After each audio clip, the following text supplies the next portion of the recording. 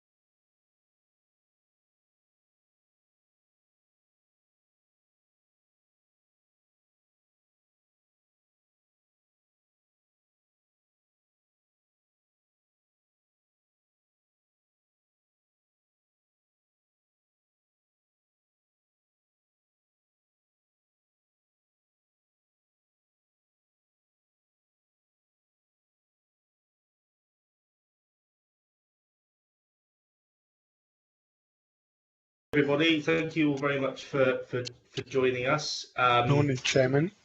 Good morning. Hopefully everybody can hear me. Welcome to members and members of the public. I need to advise that this is the first virtual meeting of the Licensing Subcommittee, and the meeting is being live streamed. I would like to start off by introducing myself. I am Dan Brown. I am ward member for Wembury and Brixton, and I'm chairman of licensing at South Hams. I am joined. The other members are. Councillor Holway, you'd like to introduce yourself? Thank you, Chairman. I'm Tom Holway. I'm ward member for Ermington and Ugborough Ward, and I'm vice chair of licensing. Okay, thank you very much. Councillor Reeve. Yes, good morning. I'm ward member for Stoke Fleming, Blackhorton, Hole of Whalley, and I'm a member of this committee. Lovely, thank you very much. Agenda item 1 is to appoint the chairman of this subcommittee. Councillor Reeve, are you willing to? Yes, I would like to propose Councillor Brown to chair this meeting. And I would like to second that. Okay, splendid. Thank you very much. Good. So it looks like I'm allowed to chair this meeting. Okay. So sorry, let me just get a few things running properly. Okay. So agenda item 1, happy to chair this meeting. Just to start off with, to make things clear for people, the meeting will be adjourned if any committee member or a party registered to speak loses connection during the meeting. Unfortunately, the meeting will not be suspended for members of the public or press experiencing the same problems. The chair will be assisted by a gatekeeper who will be responsible for admitting speakers and advising the chair of any connection difficulties. Please respect the chair given the difficult job of chairing a virtual meeting, and please respect other speakers. Microphones will be muted when not speaking, and only use video when addressing the committee, please. Each speaker will have 10 minutes to make their representations. Please ensure that all representations relate to one of the 4 statutory licensing objectives, as this will be the focus of the subcommittee's consideration of the application. The committee will also have regard to the council's licensing policy. If possible, please do not repeat points that have already been made, but please feel free to advise the committee if you agree with the representations made by another speaker. In addition to the licensing officer, Naomi Stacey, other officers in attendance are Janice Young from Democratic Services, who is the clerk to the meeting, recording the meeting, and Becky Folds, solicitor to the subcommittee. Officers may advise the chair that they need to interrupt to get clarity on what is being said for the record. They are not being rude. Hopefully everyone will have noted that the second application will not be heard until 2 p.m. There will be an adjournment between each application. The subcommittee will retire to make their decision after the second application. This will be done in private, and the solicitor will be available to the subcommittee to answer any questions on matters of law. Unfortunately, I am not able to advise how long it will take us to deliberate on the applications, and therefore, once all parties have been heard in respect of the second application, the hearing will finish. All parties will be advised of the committee's decision in writing by the 18th of August. Agenda item 2 is division of the agenda, and I am not aware of any need to divide the agenda. Item 3 is declarations of interest. Members, is there any interest to declare at this point? Nope. No. Okay, No, thank you. thank you. So I'll move on to agenda item 4 then, which is the application to vary the premise licence of Morrison's Service Station, Station Road, Totnes. The way that each application will work is that I'll just outline the process now. The licensing specialist, Ms Stacey, will introduce the report, after which the committee members will be able to ask any questions, and they'll be able to do so after each person has spoken. After that, we will be hearing from the applicant, who is Mr Richard Taylor of Gostrauch Solicitors and Killing Nichols, Morrison's licensing manager. After that, we will hear from the objectors, and I can confirm that those who have confirmed attendance and wish to speak include Miss Sue Carroll, Miss Carmen Luscombe, Miss Pat Shepherd, Miss Benita Curtis, Miss Claire de Valero, Councillor Jackie Hodgson, who will be representing Totnes Town Council, and Councillor John Birch, who is representing Liz Watterson of the Street Pastors, and Julian Hull. After that, we'll seek any further clarity if necessary, and then we will bring the hearing to a close. Is that, I hope that's clear for everybody. Okay, so if I could therefore ask Ms Stacey to introduce the report, please. Thank you, Chairman. So as we all know, we've had an application to vary the premises licence for Morrison Service Station, Station Road, Totnes. The application is to vary the hours for sale of alcohol from 6 AM to midnight to 24 hours. A copy of the application is in your papers at Appendix A, and a copy of the current premises licence is at Appendix B, II. As you will have seen in the application, it also requests the inclusion of late night refreshment, which is the sale of hot food and hot drinks between 11 PM and 5 AM, and for opening hours to be 24 hours.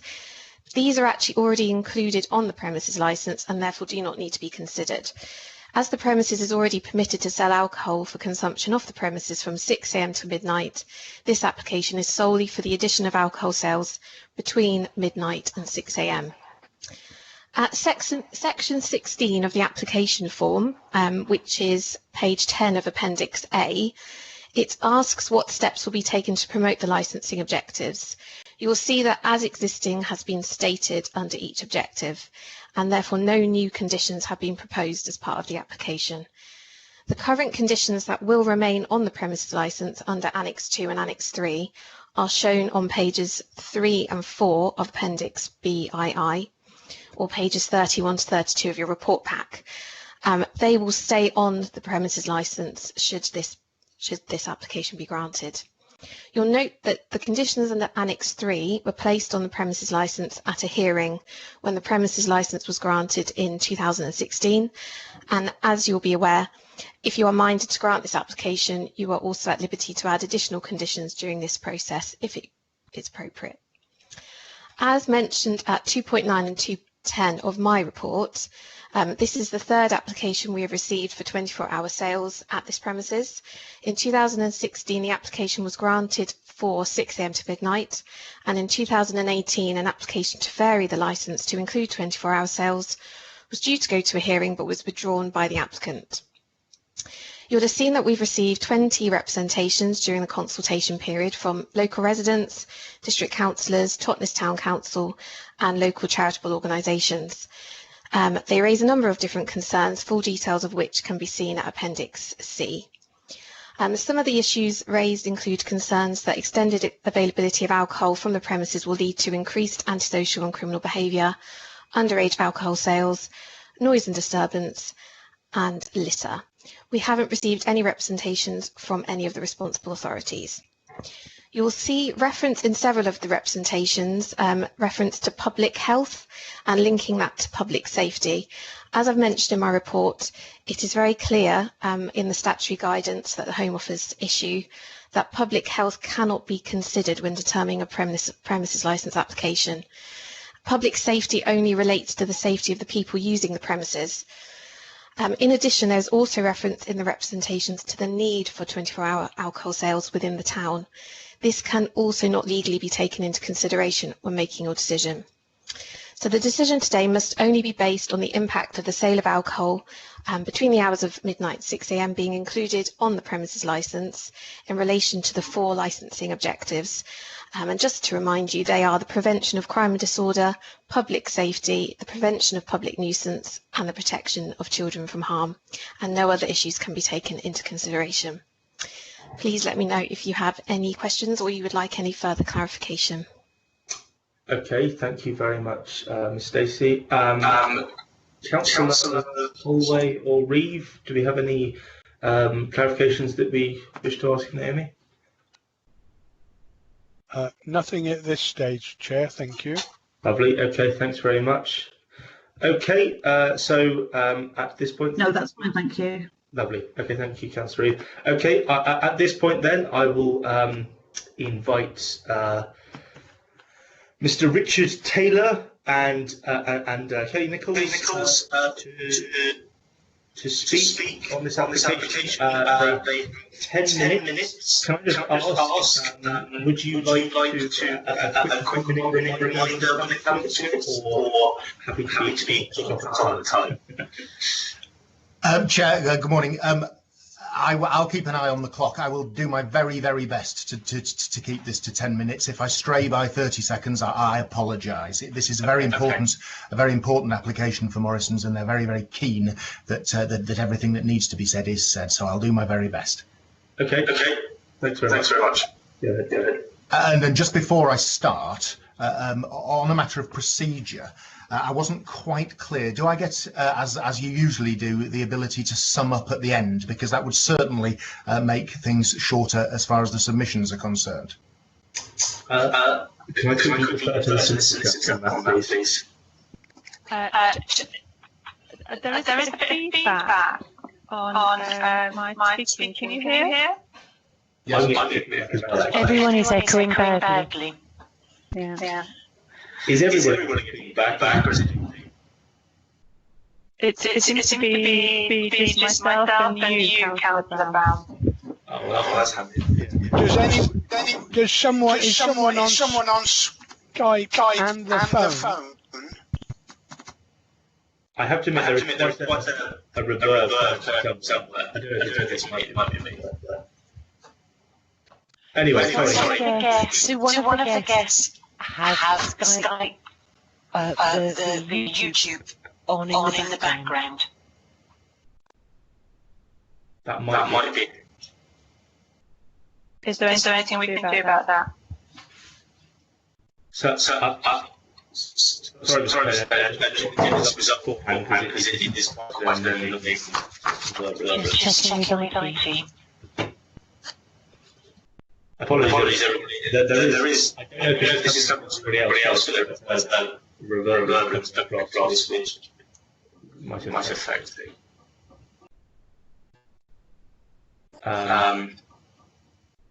Okay.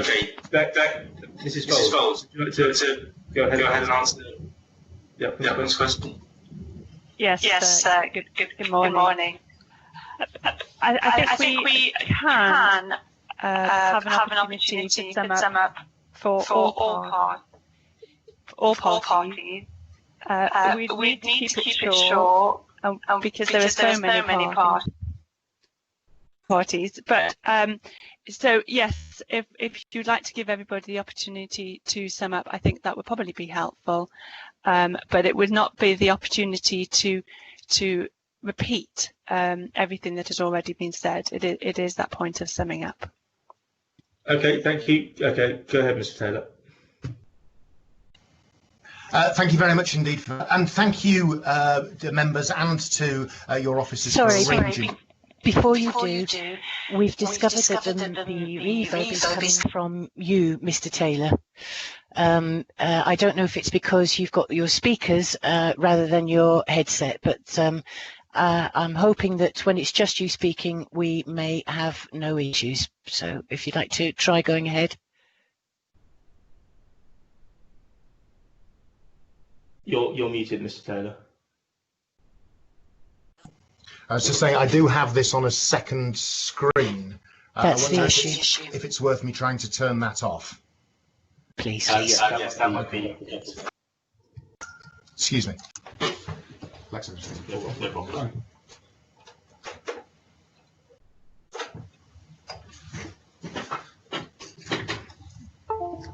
Does that help? I think so. Well, Is that better for everybody? Yeah. Please go ahead. So yes, well, thank you for arranging this. Very, very grateful indeed. But before I start this application, could I just please put it into context? Because what we just heard from Naomi is absolutely right.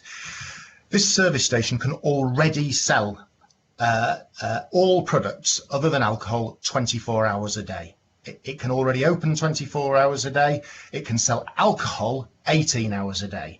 And so all we're looking at today is the likely effect of what will happen if we're permitted to sell alcohol between midnight and 6. And I need to be very, very clear here. Morrison's does now intend to open this service station 24 hours. When I come to sum up at the end, the question I'll ask is whether the sale of alcohol from premises that are already open will have any effect on the licensing objectives whatsoever.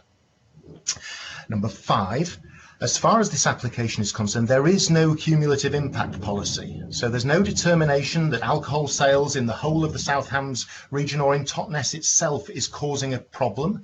And therefore the starting point for consideration here today is that the application should be granted. And number 6, that's supported by your own policy. It's there in paragraph 3.6 of the papers. Shops, stores and supermarkets will generally be allowed to sell alcohol for consumption off the premises during the normal hours they intend to be open for shopping purposes, unless there are exceptional reasons relating to the licensing objectives, in particular crime and disorder and public nuisance. This could be if an individual shop is known to be a focus of disorder and disturbance and relevant representations have been received. Just pause there.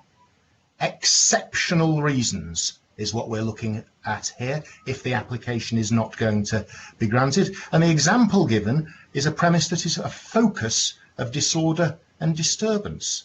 Well, these premises aren't. There is no evidence of that at all. And if there was, you can rest assured that the police would have objected.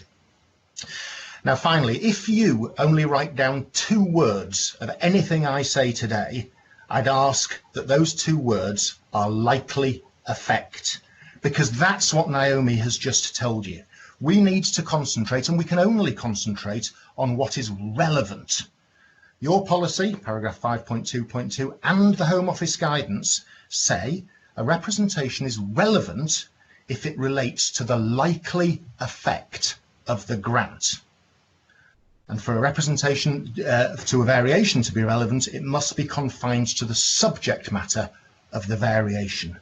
So what we're looking at is the likely effect on the licensing objectives of selling alcohol from a premise that's already open. And what we're not looking at, members of the committee, as Naomi's just told you, is need, whether the application is of any benefit, general concerns about the availability of alcohol or what might happen, wider concerns like harm. We're looking purely at the likely effect of selling alcohol between midnight and 6. And what do the experts say about the likely effect? Well, absolutely nothing at all. None of the none of the responsible authorities have objected. So turning to the application itself, as Naomi said, we're just seeking that bridge of 6 hours between midnight and 6 when we can already be open.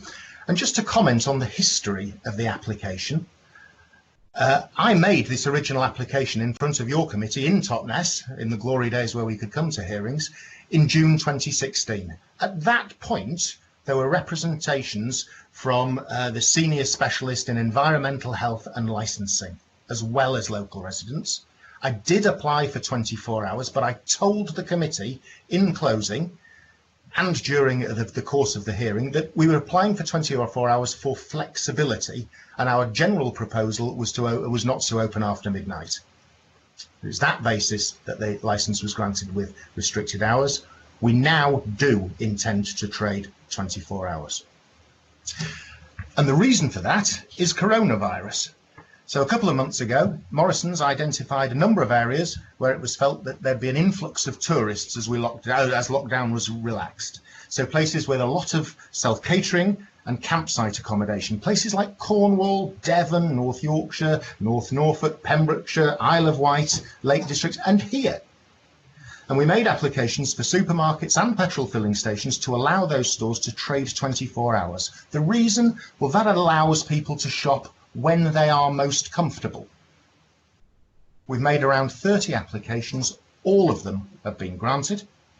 These are the last two here today. Nearest, I think, is probably Liskeard, looking at a map. And as far as the petrol filling stations, the service stations are concerned, we've seen a significant increase in grocery shopping in those petrol filling stations during this coronavirus crisis. People want to, especially when they're shopping for essentials, nip in, nip out. And that's what we're seeing. So how do we promote the licensing objectives? Well, very, very quickly, we have full digital CCTV. We have a screened counter, we have panic buttons, there's a direct link to the main store. All staff whose job involves alcohol sales are trained to our personal license holders and trained to that level. That training is regularly refreshed. We operate Challenge 25, we operate till prompts, an electronic refusals log, independent test purchasing. All spirits are placed behind the counter.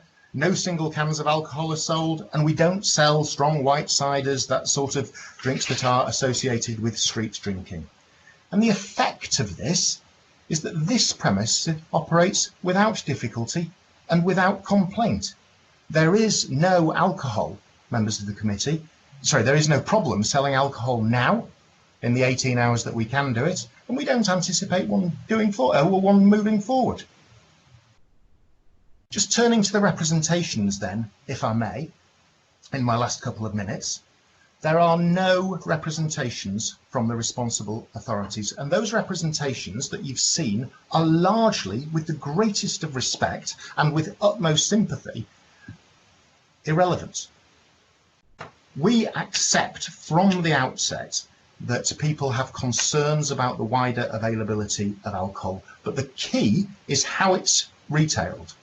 And there is no problem with the responsible retailing that Morrison's operate at the moment.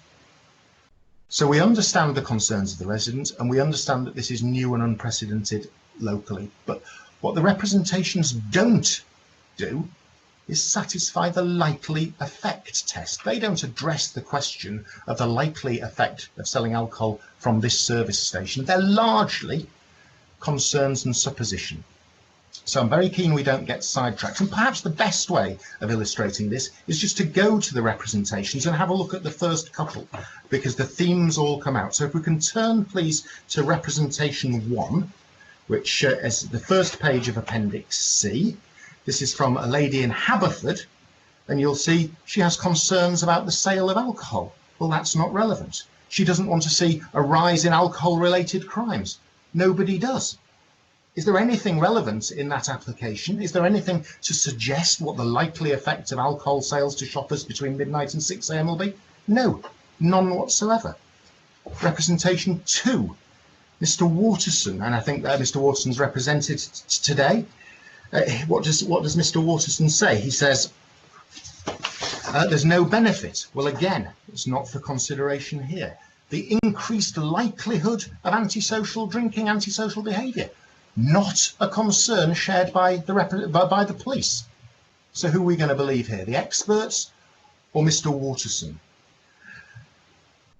The representations again sorry, there's a representation to youngsters hanging around outside. Well, this isn't an application for review. We're talking about the likely effect between 12 and midnight. We made investigations of the store and of the place.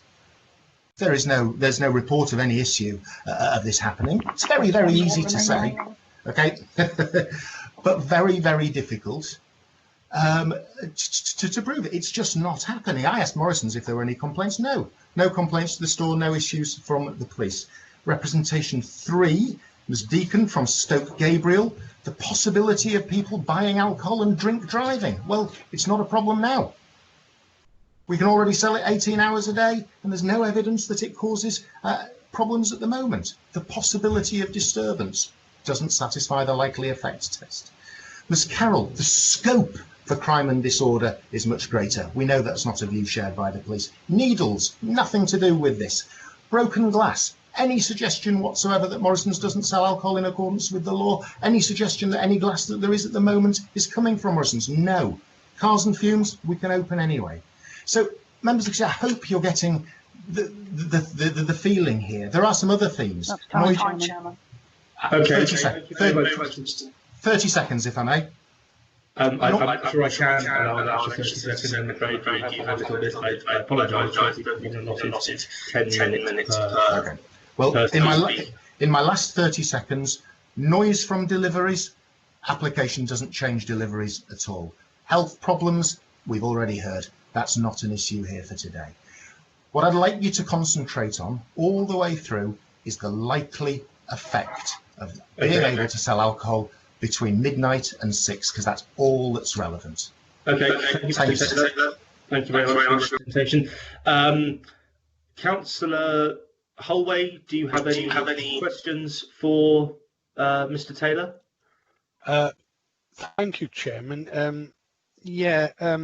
There was mention in the papers about present arrangements carrying on with regard to keeping to the licensing objectives, and I couldn't actually find any note of the present arrangements, and I think I saw somewhere that any objections made to previous similar applications would indeed apply to this application. Now, I'd need correction on that really from Mrs. Folds. Thank you. Thank you, Councillor Holway. Mrs. Folds, is there any clarification? Sorry, just going to find stop my video. Can you hear me okay? Yep. Yes, so the intention would be that the if you were minded to, that the conditions existing on the license already would continue for the variation of the license. I think it is something that you may wish to ask of Mr. Taylor, whether or not there are any additional conditions that they consider are relevant and may assist dealing with the representations that have been made by members of the public. I think in the report there was in paragraph 2.10 of the report, which is on page 3 of Naomi's report. I'll go to the report pack to see where that is. There was reference to previous conditions that were proposed by the police. Mr. Taylor obviously is correct that the police haven't made any representations on this application and therefore have not sought any additional conditions, but that may be something that you just wish to address with Mr. Taylor, whether there was any conditions they felt were appropriate given the application. Okay. Yes, of course. The existing conditions, Mrs. Fold is absolutely right. Where we say as existing, we are proposing that all existing conditions continue to be operated through the night. As far as the conditions that were agreed with the police a couple of years ago are concerned, we're not seeking a night hatch here. It is nigh on impossible to get a 4-pint bottle of milk through a night hatch, a box of cornflakes, anything really. So we're certainly not proposing that at the moment. And it's not something, of course, that the police are seeking. These aren't premises that have any difficulties at the moment, and it's not deemed necessary or appropriate by the police at this stage. As far as the agreement not to sell super strength beer, lagers and ciders above 6.5% ABV, apart from specialist branded premium price products is concerned, we do that anyway. If you were to grant this application with that condition as an additional condition, that would be acceptable to us. It's something that we do anyway. Of course, you can only attach a condition if you're granting the application in the first place. Okay, thank you very much, Mr. Taylor. Mrs. Foulds, would you like to? Yes, Chair, just to come back to Councillor Holway's other points, Mr. Taylor, you referred to in section 12, as Councillor Holway indicated, the existing policies. I appreciate with the time you did seek to go through those very, very quickly. I tried to make a note, it was a bit difficult, but you referred to existing policies on each licensing objective, but you didn't provide any additional information, written information of those policies, and I just wondered if you could explain why that wasn't provided and just address Councillor Holway's point on what those policies were, because I think that's the point that he was getting at. Yep, go ahead, Mr. Taylor. Okay, well, thank you for that. I mean, I'm rather stymied by a 10-minute rule, and that's the reason that I didn't go into them. The reason that we didn't produce any additional policies is because we do not, because there's no problem at the moment. We are seeking to simply operate our existing Challenge 25 policy through the night, our existing training policy, and all of the other responsible retail policies that we operate will operate all the way through the extended hours, rather than just for the 18 hours that we're permitted to sell alcohol at the moment. Does that answer your question, Mrs. Foulds? I can explain the Challenge 25 policy. I can explain the training. It was a question of Councillor Holway. Thank you. Really, well, okay. If we take the present arrangements as they are, then are you doing anything else in addition with regard to opening between midnight and 6 a.m?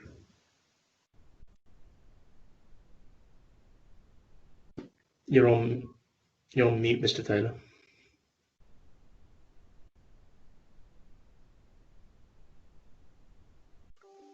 Mr. Taylor, you're muted. Oh, there we go. Sorry, can you hear me now? Yes. Sorry, I was just saying perhaps Mrs. Nichols could come in because she is Morrison's licensing manager. She's much closer to operational matters than I am. Kelly, are you there? I am. Thank you very much. Morrison's feels that we do have strong policies and procedures already in place regarding Challenge 25, not serving anybody intoxicated. We look at the range very, very specifically in relation to the products that might attract, as Mr. Taylor said, so high strength beers, lagers and ciders. And we are not proposing that we sell those in this forecourt, in this premise. We do have additional measures that may not be recorded in the operating schedule. So we have an independent test purchase that comes in to test that. We use people that are 18, 19-year-olds to test that those people are not served alcohol if they look under the age of 25. Regular reports, we've got refresher training. We work really closely with the police. As Mr. Taylor had just mentioned, that there was concerns about youth gathering. Well, the store has a really good relationship with the police. They are regular in our store. We have no reports of any issues. And if we did have, they would be addressed at that point. I get copied into all the enforcement visit forms, whether that's environmental health trading standards. I'm able to react and support to the team.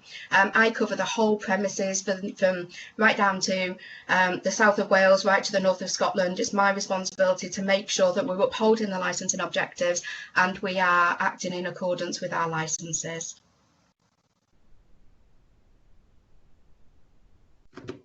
Okay, thank you very much. Thank you very much. Thank you.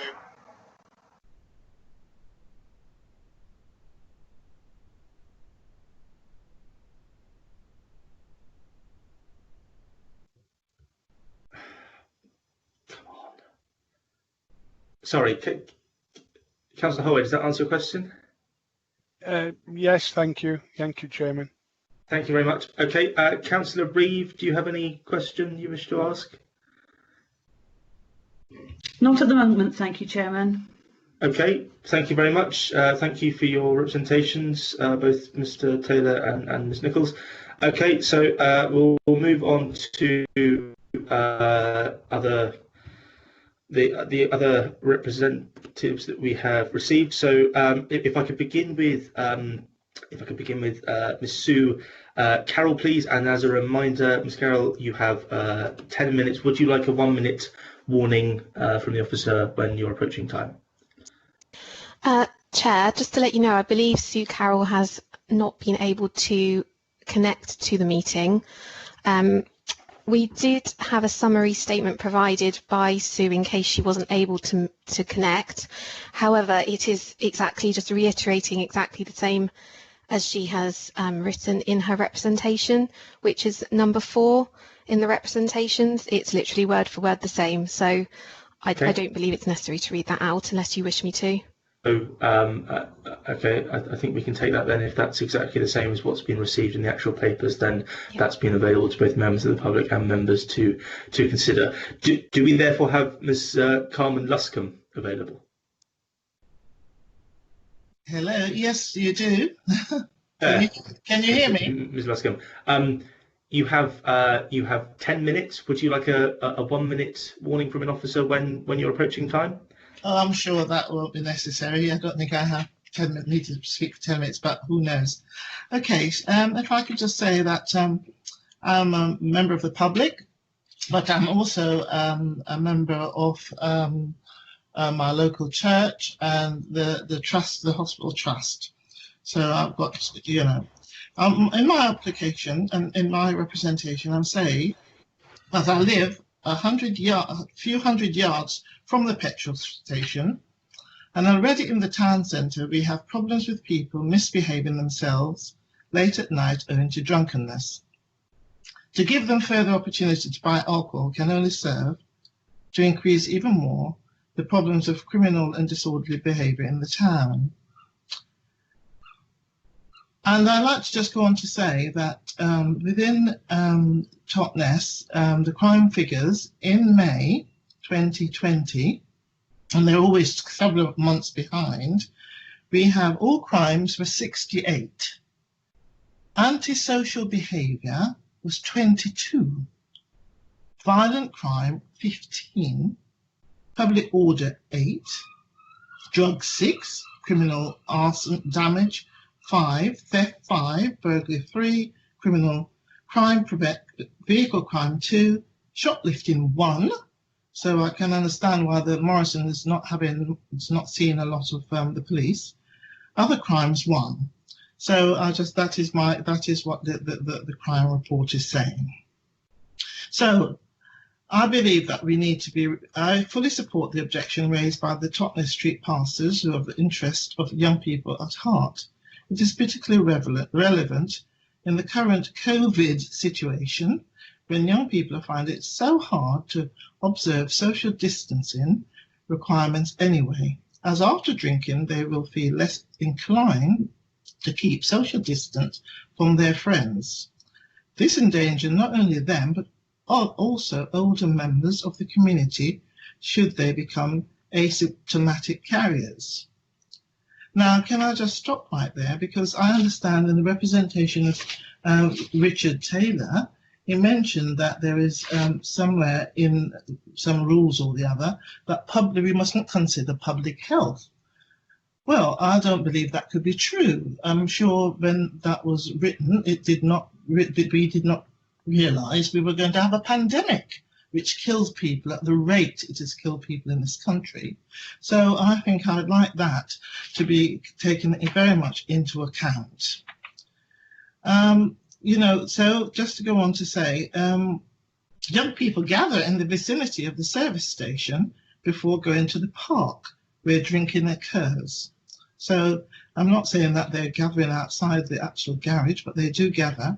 They also gather at the bus shelter along the Coronation Road near to the main Morrison store.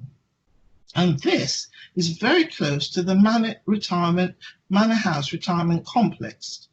And I live just, my wall, I have the same boundary as that complex, where many elderly and vulnerable people live. They're likely to feel intimidated by an increase in drunken behaviour. And so now Morrison's store and garage are both within yards of Totnes Hospital, which is a local hospital and includes a 16-bed for the elderly.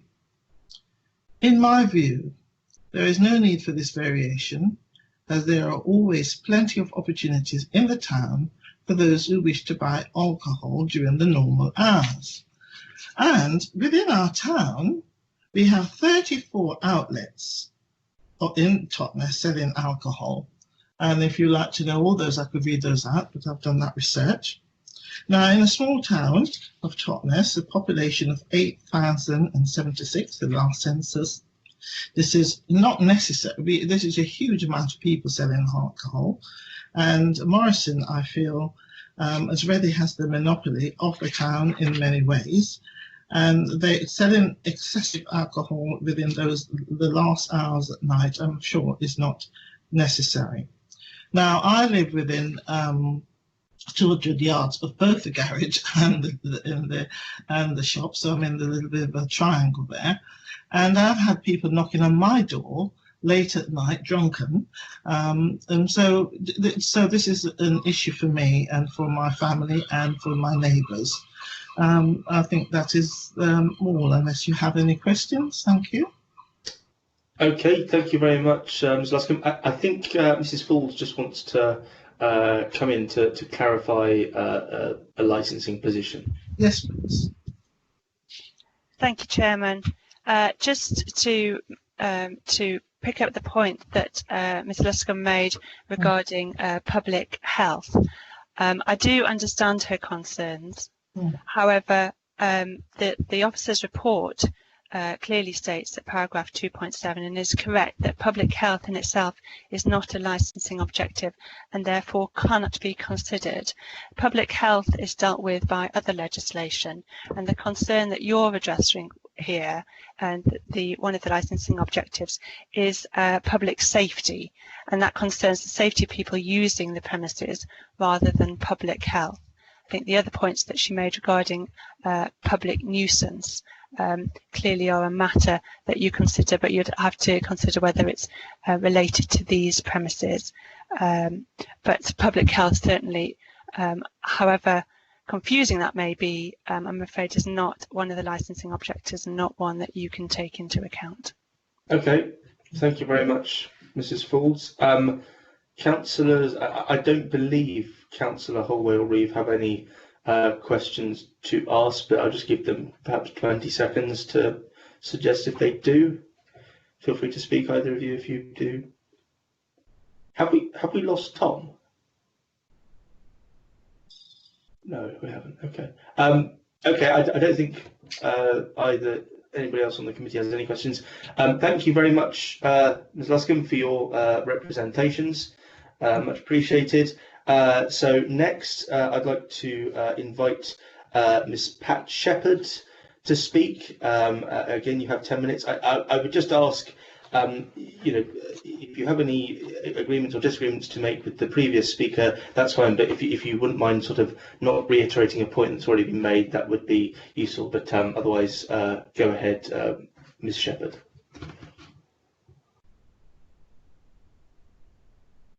Can you hear me? Yes, I can hear you. Yep. Thank you very much. Good morning, everybody. Just one opening point I would like to make regarding Mr. Taylor and his presentation. My understanding is that the garage opens from 6 a.m. to 9 p.m. currently. Is that correct?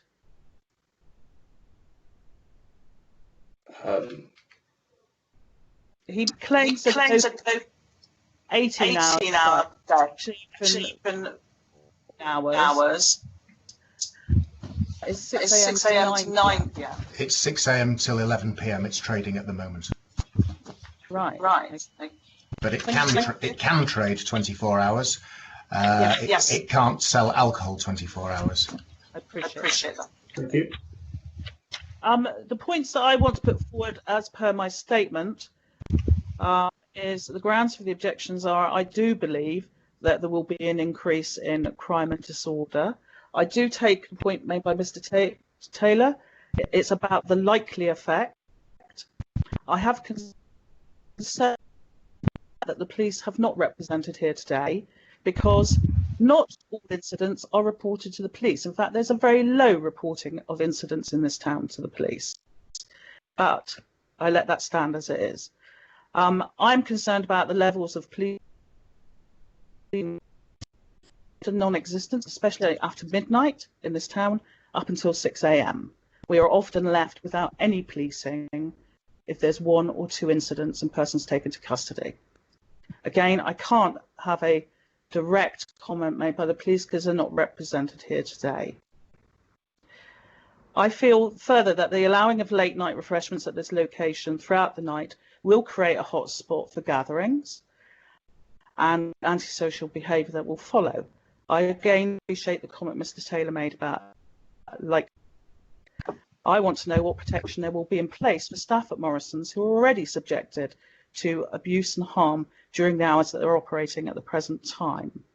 And again, I feel that the police, having a reliance on the police to support the location at these hours after midnight to 6 a.m.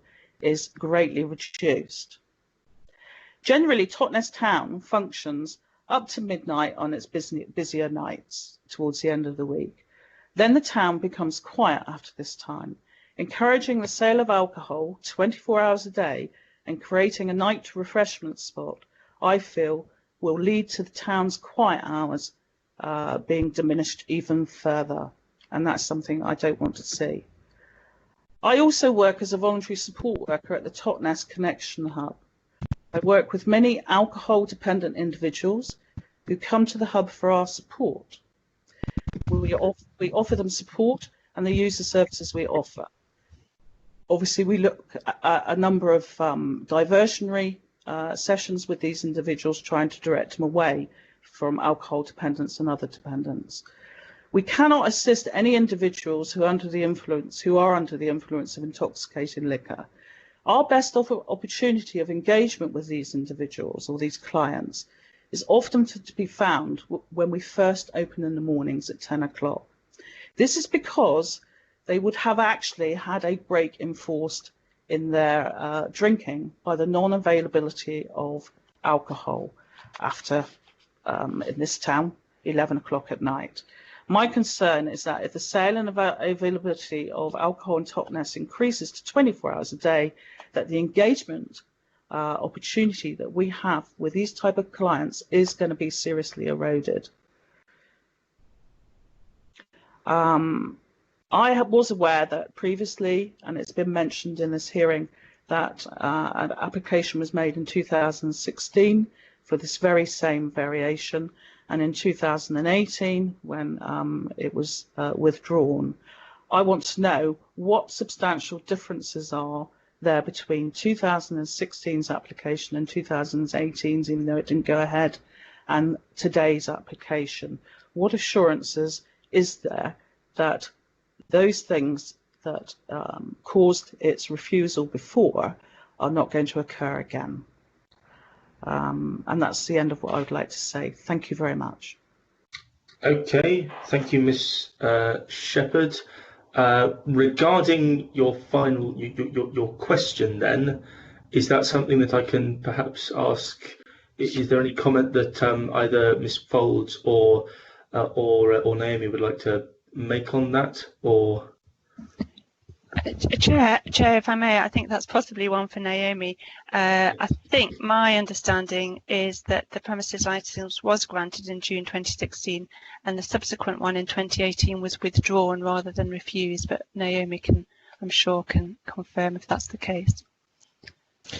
Yeah, I can confirm. So in 2016, the police agreed some additional conditions during the consultation period with the applicant, which you will see are included on the licence. There was also an additional representation from the Senior Specialist for Environmental Health and Licensing. And because I guess the different reasons that were raised at the time, a decision was made regarding restrictions opening. As Mr. Taylor mentioned, I believe it was also raised at the time that the shop didn't actually intend to open at that time 24 hours, so the applicant was also kind of agreed during that process that they did not really have any issue with the hours being restricted either, so that was confirmed at the time. So that was in 2016. In 2018 we had representations, but it didn't actually go to a committee hearing. It wasn't refused. The applicant decided to withdraw their application, so a determination wasn't actually made in 2018. Okay, thank you very much, Naomi. Okay, so moving on to the next speaker. I should just ask, actually, do councillors Reeve and Holway have any questions of the speaker? None at this stage, thank you, Chairman. Okay, all right, thank you very much, Councillor Holway. So moving on to the next speaker, Miss Curtis, Miss Denise Curtis.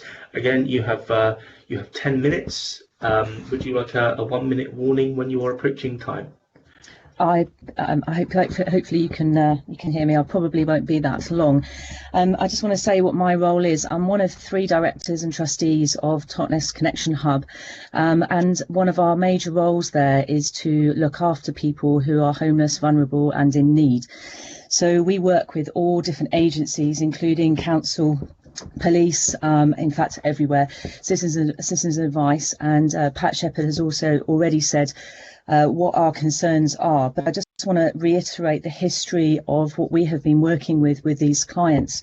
A lot of it has been for addictions of some sort or another, and often alcohol. So the issue that we have is when we're trying to engage with clients, particularly in the morning, because we're open from 10 o'clock till 12:30, we obviously want to be able to work with them when they are coherent and can be understood. We won't deal with them if they're intoxicated. It's not only those people who are homeless who do have those kind of addictions. There are a lot of people who do struggle with alcohol addictions who you may not even know about. We have Together Drugs and Alcohol work out of our premises. Currently they don't because of COVID. However, they are there twice a week in normal circumstances, so that we have people with often alcohol addictions coming through our doors to see those particular people as well. So we have a very detailed and a very integrated situation with people who have alcohol addictions, and our concern with the petrol station is the ability that they will be able to have, particularly early in the morning, so and through the night as well. And it's in terms of children as well, we are aware that that can affect in the home life as well. So we work with all sorts of people. People, like I said, who are homeless and on the street, but also people who are struggling with addictions in their own homes and we won't even know about it. And our concern is that they will not be able to access the services in such an effective way where we can help them move from surviving to thriving, which is what we want to do for all people who are in need. So we offer such a wide range of resources, not just support in that way, but to help people move on in their lives as well. And we want people to be able to access our services so that in a coherent way, so that they can make decisions and not be intoxicated in that process. So that is where I'm coming from. It is incredibly important that we have the ability that at midnight there is no more sale of alcohol, so that when they arrive at our doorstep, we're able to engage with them. That has a knock-on effect to families and friends, and obviously children as well. The prevention of crime and this health and safety, obviously, which are the other two areas, goes without saying. I have personally had to deal with people who have been intoxicated early in the morning due to the fact that they have bought it the night before. And what I don't want to do is to obviously have that heightened and have more people that are intoxicated at 10 o'clock in the morning. So if you have any more questions, thank you very much. Okay, thank you very much, Ms. Curtis. Councillor Holway, Councillor Reeve, any questions that you have of the speaker? No, thank you, Chairman. That was very clear. Thank you. Okay, thank you. Thank you. Not at this moment. Lovely. Okay, thank you very much. Okay, thank you very much, Ms. Curtis, for speaking. Okay, so moving on to the next speaker, which is Ms. Claire de Valero. Again, Ms. Valero, you have 10 minutes to speak. Would you like a 1 minute warning from the officers when you are approaching time? Can you hear me? Yes, indeed. Yeah, okay. I probably won't need the minute. I'm just an ordinary member of society, and I live 100 yards from the petrol station. And my concern is, which nobody's mentioned yet, that there is a very large grassy, picnicky space belonging to the Morrison's garage, and it's 40 paces square, and there are a couple of trees there, so it's a very pleasant grassy area, which I feel if homeless people who will be using this time between midnight and 6 a.m. to buy alcohol, once they discover this area, I feel that it'll be, well, a party place for them and also quite a cozy little place for them to sleep as well. And in this area and towards the river as well, I've seen young people as well looking just for places to try and have a bit of fun, which is quite understandable, particularly in these summer months. But I just think that this area will be a great attraction for both young people looking for places to drink and for homeless looking for places to drink and to sleep. And this, I think, covers all four of the options that you gave us: the crime and disorder, the public nuisance, the public safety, and the protection of children. And I've seen human excrement, towards the river, places where the young people have been looking to have a gathering. And earlier on, the chap, Mr. Taylor, said about needles and glass being utterly irrelevant. I think once this area of grassy place, I think it could easily become full of broken glass and or needles. These are my main points, but I do want to underline that this area is an open invitation. It's always clean. Nobody's really discovered it. Drivers are not aware of it. You need to be on foot passing on the pavement to actually really notice it. I just feel it's a huge invitation. And it seems to me that to be able to buy alcohol between midnight and 6 a.m. is, for a normal society, a healthy normal society, it seems completely irrelevant.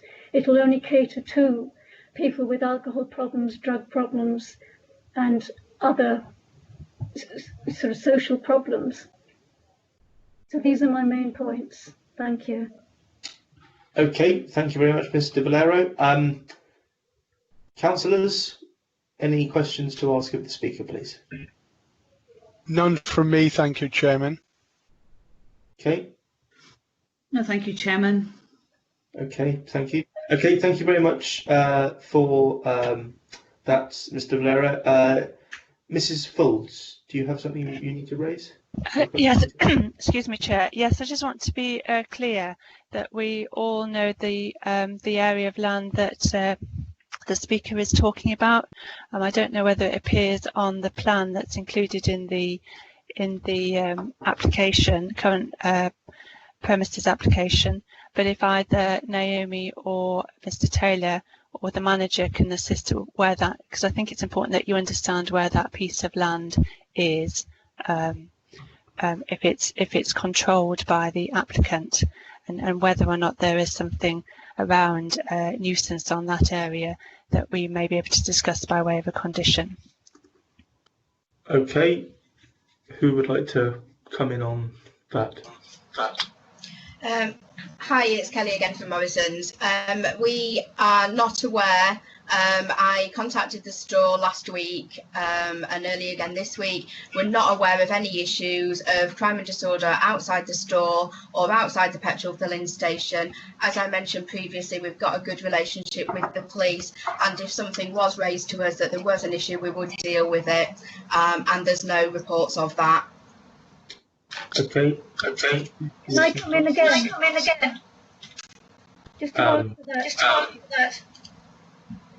Chair, if I may. Yeah. Okay, Mrs. Wills. It is important that we just have a general discussion, and so if there are questions, that there is just an opportunity to be clear. I'd like to be clear where this land is, because I frequently fill up at Totnes and occasionally use the supermarket, but I don't know where the land is that is being raised by the guest. Perhaps I can help. Okay. Morrison's doesn't have a secret picnic party area that's undiscovered. The site is the site that you see on the plans, and that is all that's licensed, and therefore we couldn't be attaching conditions to apply to a remote piece of land that is owned by somebody else anyway. So we're getting off on a bit of a tangent here with our secret or undiscovered party places. The long and short of it is this: Morrison's staff are trained to the nth degree with regards to who they can sell to and who they can't sell to. If somebody is under the influence of alcohol, they cannot be sold to. And if there was any issue with the way that Morrison's runs its petrol filling station at the moment, the police or other responsible authorities would be here to tell you about it. I'm very, very concerned now that we're getting sidetracked into general issues about the desirability or otherwise of of alcohol, the availability of alcohol. What we need to concentrate on is the likely effect of sale of alcohol from this premise, which can already be open between midnight and 6. I think the evidence that we've got so far is that there is absolutely no criticism of the way that Morrison's retails at all, and we're just going off on a bit of a tangent now, sir. Okay. All right. Thank you, Mr. Taylor. I think all councillors are very clear on what can and cannot guide their decision-making process as to this application. So I think both myself, Councillor Holway and Councillor Reeve are very clear on what we can and cannot decide, what we can base our decision on. Okay, so I'd like to move on to the next speaker, who is, we have Councillor Hodgson, who is here representing Totnes Town Council. You have 10 minutes, Councillor Hodgson. Would you like a 1-minute warning? Yes, please. Okay, thank you. Go ahead. Right, okay. So good morning, thank you very much for allowing me to speak. I know it's been a bit last minute, some of this, and I wanted to just expand slightly on what the response has been from Totnes Town Council, which came through as just the 4 basic things. So I'll just follow up on the 4 areas and just expand further. So public safety, the Town Council put forward that concern about the location could attract those driving under the influence of alcohol. And I think we need to bear in mind that this is a very busy arterial road, the A385. And one of the concerns would be that in the late hours, the wee small hours, when people aren't expecting probably a lot of people to actually be around walking, but also or even those walking wouldn't expect an awful lot of cars. If either party has had a lot of extra alcohol and had access to alcohol at the garage, then this could actually become much more of a hotspot for accidents. It's not unusual in the night where I live. Actually, it's just not very far from Morrison's. I live personally just by the station. and my house backs onto the Kingsbridge bypass, and the cars that speed up there in the night is extraordinary. And I mean, you witness it as a resident. So I think that actually could be endangered by having more access to alcohol sales during the night. And I might just add, just at that point, in terms of the hours, my experience is that on a Sunday, I think the garage shuts at 9. I'm not quite exactly, I don't sit and check what Morrison's do and don't do, but I think I went past the other evening and they certainly weren't open, and it certainly wasn't sort of 11 or 12 o'clock at night. It was about 9:30, and I don't think they were open then at the garage. So just to be clear on the hours that they are open at the moment, so we know what we're dealing with. In terms of the prevention of public nuisance, the service station definitely sits in a very residential area. You've heard representations already from residents, but I think also this whole there's residents all along adjacent to Morrison's. They're the other side of the road. So it is very much, although it's an arterial route, it is very much in the heart of the town and where people live. And the additional trading of alcohol, which is a product primarily sold in bottles and cans, is likely to generate further noise. And those under the influence of alcohol can also be very noisy, as we've heard, and disturb people. And also, as has been pointed out, the hospital is not very far away. There is the manor sheltered housing. We have a lot of older residents in the town, and I think it doesn't have to be a huge stretch of the imagination to realise that could be exacerbated by extra alcohol on sale, and it could be very much a magnet. And the prevention of crime and disorder, the 24-hour sale alcohols could see this location becoming a magnet for the homeless drug and alcohol addicts. And we know we have that in the town at the moment. That has been reduced somewhat by the impact of the COVID crisis, meaning that a lot of the homeless have been rehomed, which is very positive. But nevertheless, we still have a lot of people, particularly coming in from Newton Abbot, for example, who are begging on the streets and slightly off the lot of the radar, actually, of our sort of South Hams navigators. And of course, it's not just drugs that they want. They also want the alcohol, and it's not going to be very far to pop round to Morrison's garage and pick up a lot more drink, and that is going to potentially lead to far more crime and disorder. I myself, as mayor, have reported in that there has been the use of some of the big recycling bins, the big ones that have left in Bank Lane, for example, in the street in Totnes, have been used as a toilet because the public toilets aren't open in the middle of the night. So this is really unacceptable, and I think you've had very strong representations from the street pastors, from the church groups, from Caring Town Totnes, applied to us at Totnes Town Council to say, give us the strongest view they could that this is actually very sort of unwelcome, that there could be any extension of those alcohol sales between midnight and 6 in the morning, and it's likely to create more problems. A lot of the very good, very positive volunteer groups that we have in the town, I think, could be very much more stretched if these alcohol sales were increased into that kind of time.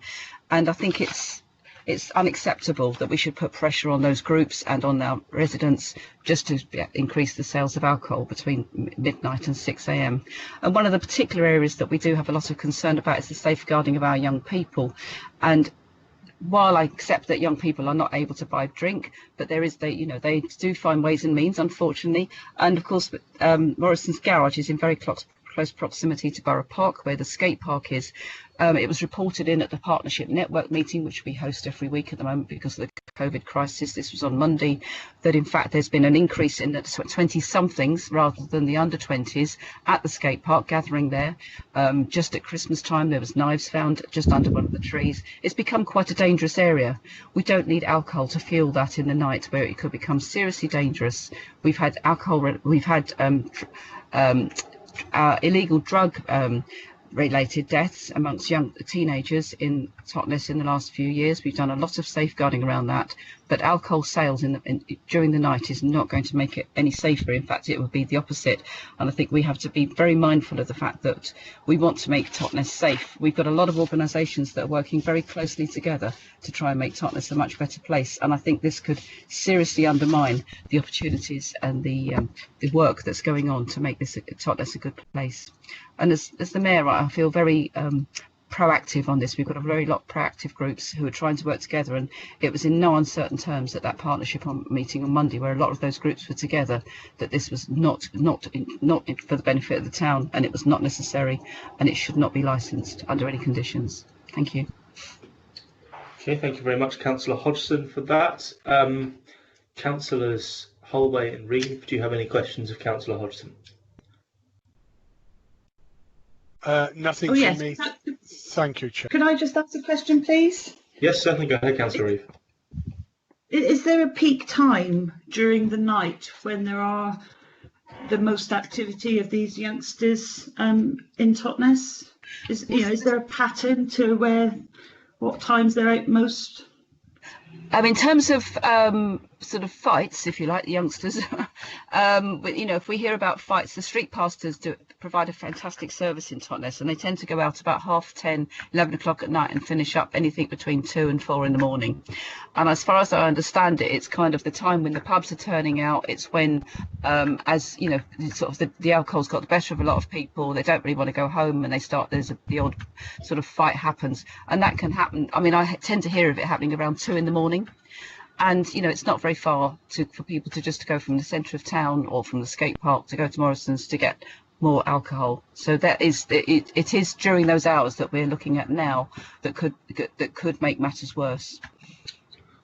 Okay, thanks very much for that question, Councillor Reeve. I've actually been out with the street pastors myself, so I know that's the hours they're doing. Okay, all right. Thank you very much, Councillor Hodgson. Councillor Birch, who you're also representing Liz Waterson of the Street Pastors and Julian Hall. Councillor Birch, would you like a 1-minute warning when you're 1 minute closer to time?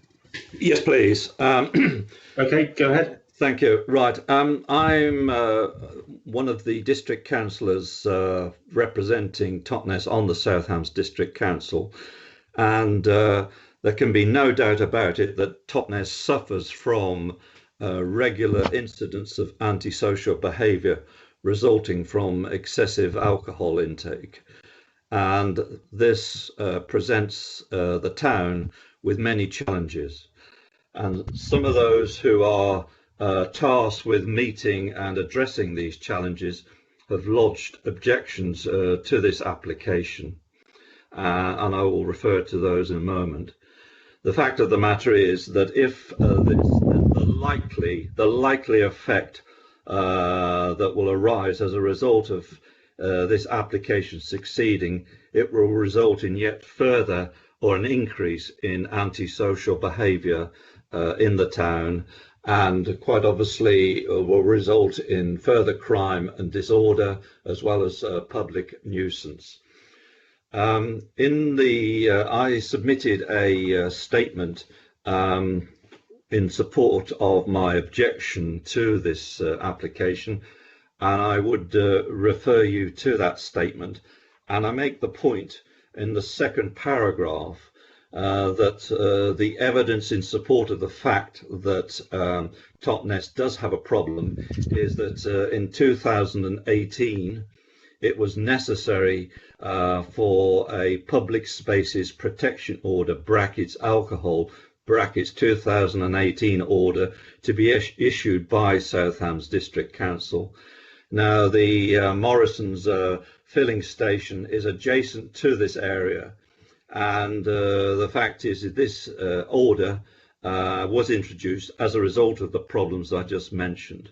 And the fact is that if this application is granted, then the likely effect will be that there will be even more resources needed to administer that order.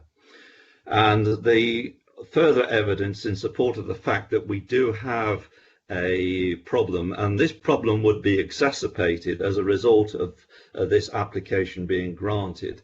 We have the evidence that has been provided by Liz Waterson, representing the Totnes Street Pastors.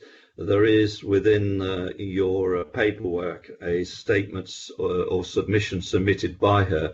I would ask you as members of this committee to read that statement, because it provides evidence in support of the fact that we do have this problem in Totnes, and that they are seeking to meet the challenges that this the problem of alcohol, and the likely effect of passing this application will be just to increase the challenges that they face. The other important document is that I would ask you to give attention to is a statement or document that was submitted by Carol Whitty on behalf of Caring Town. This document sets out the fact that this group, Caring Town group, has representatives on it from the NHS, public health, churches, town and district councils, drug and alcohol services for young people and adults, schools, local children's centres, the Totnes Community Hub, street pastors and the CAB. These groups of their objection to this application is set out in Carol Whitty's statement, and I won't go through this in detail, but I would ask you to pay particular attention to this because it's clear evidence of the likely effect that the dangers that will result if this application is passed. So I would ask you in your deliberations to pay particular attention to that statement and also to the statement from Liz Waterston. And perhaps in concluding, I could draw your attention to the inconsistencies that were in the submission made by Mr. Taylor. He gets the hours wrong. The hours that the station is currently open is, as stated on their website, is 9 p.m. We were being told by Mr. Taylor that in fact it's open till midnight. That is not correct. Why wasn't that corrected by Mrs. Nichols? So I would ask you to bear that in mind in considering the submission that has been made by Mr. Taylor.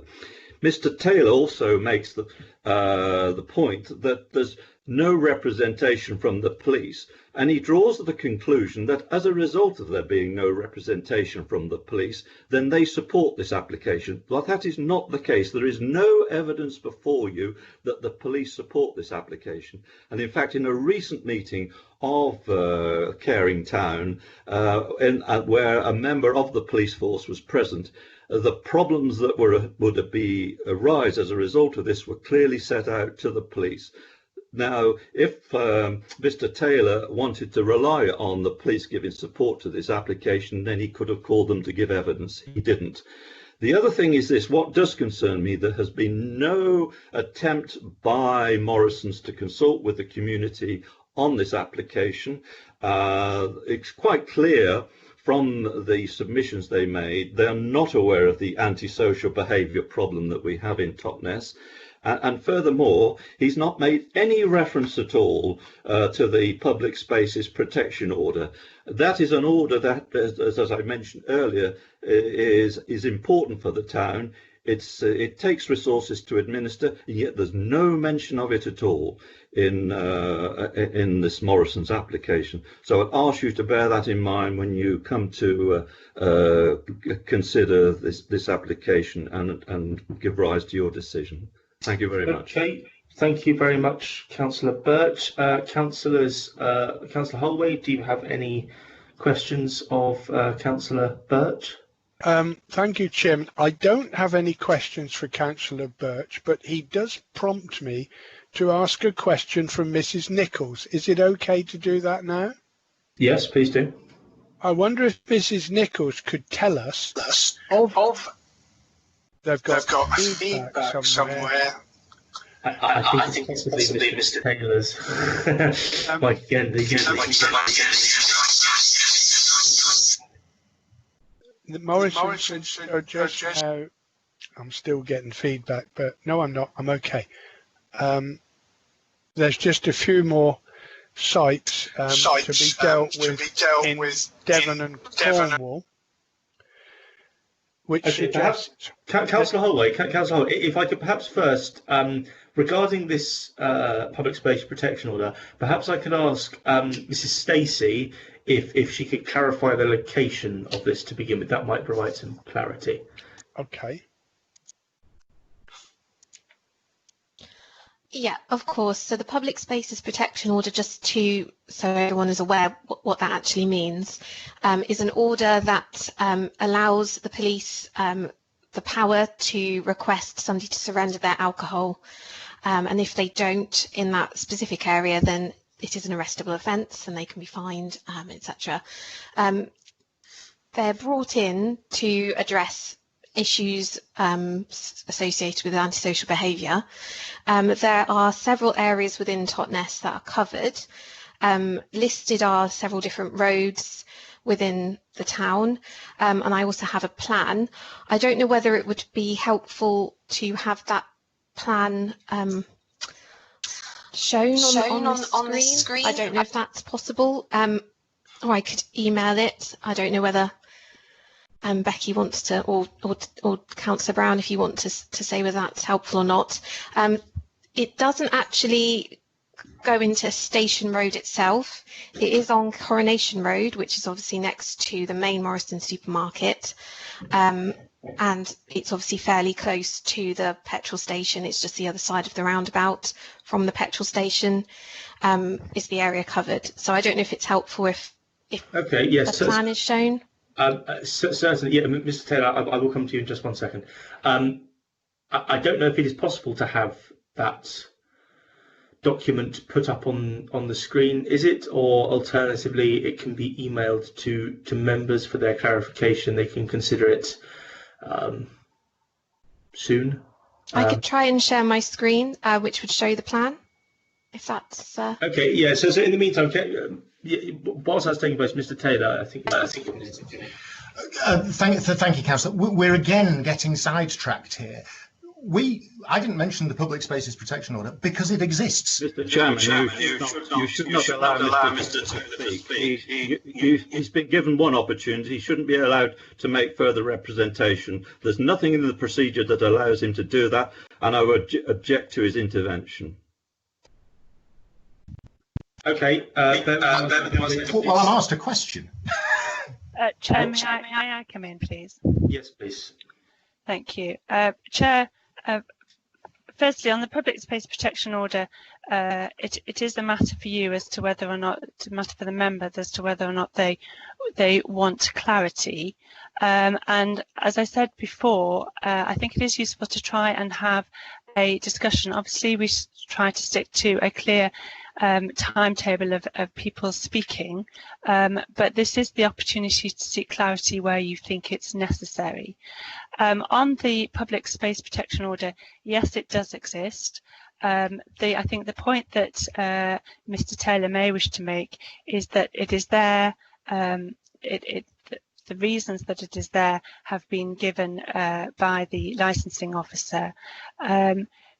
The discussion really as to whether or not it is relevant to your consideration is really reminding you as to the likely effect of the increase in the hours on the licensing objectives, and it is I think it would be unreasonable to assume that that Morrison's and the sale of alcohol by Morrison's is directly affected by or is a reason that the Public Space Protection Order was put in place. I'd also like to advise you that the Public Space Protection Order will lapse in January 2021 because it's a 3-year period, unless it is remade, and representations will need to be made on whether or not a Public Space Protection Order is necessary in the future. That's an entirely separate matter. And so the clarification really that Naomi was given is to explain the location of the Public Space Protection Order, because in the view of officers it's not adjacent to the filling station, it is adjacent to the supermarket, and we're just trying to give you that clarification rather than get into a discussion about the Public Space Protection Order per se. Okay, so in that case it is perhaps in order if I were to ask both Councillor Holway and Councillor Reeve as committee members at present whether or not they wish to allow Mr. Taylor to provide the clarity on that question, and also it does look like councillors would like to see that plan if possible. So is that in order? It's okay with me, Chairman. Okay, Councillor Reeve? Yes, that's fine, thank you. Okay, then, if you'd like to, sorry, I do take on board your points, Councillor Birch, but councillors would like this, so if Mr. Taylor brevity, by clarity, that would be useful. Thank you. Thank you, Chair. The point about the Public Spaces Protection Order is this. It exists. We know it exists, and it exists the 18 hours a day that we can already sell alcohol. Nothing changes as far as the Public Spaces Protection Order is concerned by virtue of this application. It's still in force. We'll come to the quality of the evidence and whether or not people are drinking in the street. If they are, and there's no evidence of it, then they should have their drink taken off them. As far as Morrison's petrol filling station is concerned, the vast majority of people drive up in cars and drive away in the cars. Okay, Mr. Taylor. Okay, that provides a bit of clarity for that one. Right. If there's no further questions from Councillor Holway and Councillor Reeve. No, I do have a question, Chair, if I may. Yes, please do go ahead, Councillor Holway. Okay, as part of the lead-in, I think Mr. Taylor mentioned that there's only a few Morrison sites left in Devon and Cornwall that don't sell alcohol 24 hours. I may have misunderstood, but that was what I thought he said.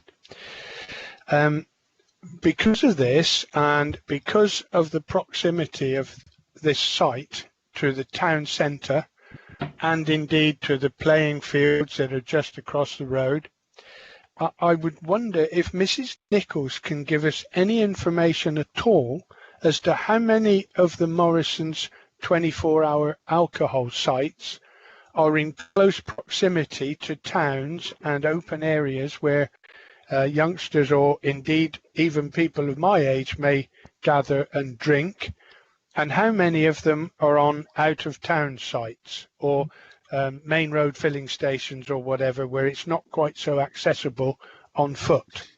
Is that clear? Councillor Holway to Ms. Nichols and Morrison's, is it? Yes. Yeah. Okay. All right. Okay. Ms. Nichols, are you able to answer that question? I am. So can I just reiterate what Mr. Taylor was saying right at the beginning was that we have made a number of applications, predominantly at staycation locations where people want to stay in the UK, which include the Isle of Wight and Lisgarden, Devon and Cornwall. Not particularly that all our sites are 24 hours. I don't have the exact numbers to hand in relation to the exact number of 24 hours, but I'm getting into sort of the more of the 50s, 60s of our premises. We do have lots of premises that are very, very close to residents. In fact, some to the near of the backyard, very, very close to petrol filling stations. And equally as well, we've got a number that are in the town centres. Can I just stipulate that, as I'd said in my previous response, the licenses mean a lot to Morrisons. We protect them so much. We make sure we're upholding the licensing objectives. Okay, Mr. Taylor hasn't said this. Has already been made. Okay. Just Holway's point. So thank you. Councillor Reeve, do you have any questions you wish to ask? No, thank you. Councillor Holway, had you finished with your questions, or had you still have? Yeah, I've finished for now. Lovely. Thank you, Chairman. Okay, so just for, but perhaps Mrs. Stacey could explain, just for benefits of members of the public, what the map up on your screen at the moment is showing. Thank you, Chairman. Yeah, as you can see, there are certain areas marked in red which indicate the roads where the PSPO is in effect within Totnes. If I go back up to the top again, you'll see Station Road is marked here. I believe this building here, I don't know if you can see my cursor, is the service station. Then there's the roundabout in the middle of the town, and this is Coronation Road here, and this is Morrison Supermarket here. So as you can see, there isn't a PSPO in place on Station Road itself, but this is the nearest location. Okay, is that Councillor Holway and Councillor Eve? I think that clarifies what's being put in front of you. Yes, that's clear, thank you, Chairman, and I noticed that Borough Park is not part of the area. Thank you. Okay, thank you very much. Okay, members, well, that sort of concludes proceedings for the time being. So councillors will be considering both this application and the application that is to be heard this afternoon, and they'll be deliberating on that application after both applications have been heard by the committee. I just would like to ask, do those, and I'll come to each of the speakers individually to answer this question. Do those who have made representations wish to stay for the second hearing, which will start at 2 p.m, or wish to consider their points carried forward? And so perhaps Miss Carroll, what's your preference, to attend this afternoon or to consider your points carried forward? Miss Carroll wasn't able to attend. No, she wasn't. Yeah, I need to pay attention more. Miss Carroll is here now, if I may say. Okay, so would you like to make your with Miss? Sorry, she's on the call or not? Just carry forward my comments that you've already read. Okay, thank you very much. So your comments will be carried forward this afternoon. Miss Luscombe? I think that's fine, thank you. I think if you could, carry forward my comments, I'd be obliged. That's fine. Okay, Miss Shepherd? Yes, carry mine forward, thank you. Okay, thank you. Miss Curtis? Yes, please carry mine forward as well, thanks. Thank you. Mr. De Valero? Carry mine forward as well, please. Thank you very much. Councillor Hodgson? Yes, please carry mine forward, thank you. Thank you very much. And Councillor Birch? I wish to attend. Okay, that's fine. Thank you very much. Okay, well, thank you to everybody who has attended this meeting. Thank you for all of you. Chair. Yes, Folds. Sorry, Chair. We were going to give the opportunity for Mr. Taylor to sum up. No. Okay, right. Thank you, Chair. And very, very quickly, and it's about the law, so it's not about the evidence. What I'm going to ask you to do is determine the application on the basis of the evidence, because that's what the case law, and your legal advisor, Mrs. Folds, will confirm this, requires you to do. So we're not determining applications on the basis of supposition or guesswork. So the question to ask, and I asked this right at the beginning, what evidence is there of the likely effect on the licensing objectives of alcohol sales between midnight and 6 from Morrison's service station? And so what we need to do is balance that evidence, take into account what's been said on both sides. On one side, you've got a national company operating premises with no problems whatsoever. There are no complaints about it. It sells alcohol 18 hours a day. A company that's never faced prosecution or review.